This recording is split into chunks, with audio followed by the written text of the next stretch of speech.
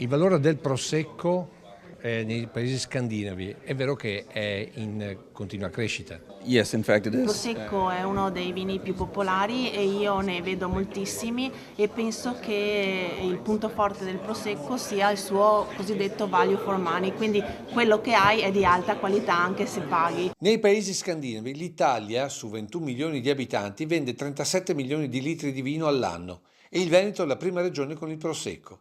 Un fenomeno in costante crescita con valori importanti considerando che al ristorante una bottiglia costa di media 80 euro.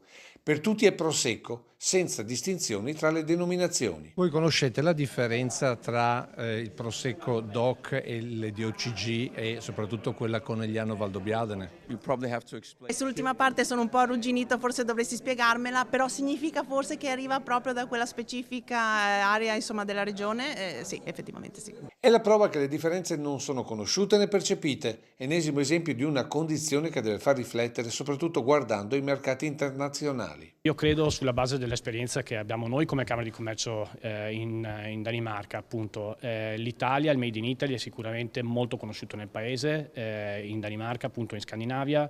È importante che i produttori e i singoli territori possano promuoversi in maniera individuale, possano far conoscere le proprie caratteristiche, le proprie peculiarità, i propri vantaggi rispetto ad altri tipi di prodotti.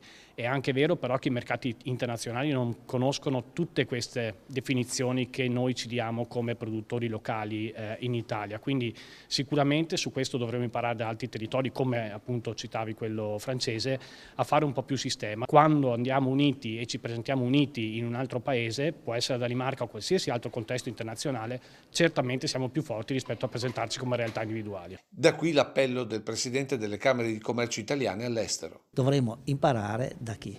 Da chi è più bravo di noi, dai francesi, che con lo champagne sono conosciuti in tutto il mondo. Noi stiamo per essere conosciuti in tutto il mondo, anzi già lo siamo con il prosecco, però bisogna dare al prosecco una identità unica, ci vorrebbe un consorzio unico ed è questo che noi dobbiamo far capire ai nostri imprenditori, che bisogna avere una identità unica per essere proiettati in una continua crescita.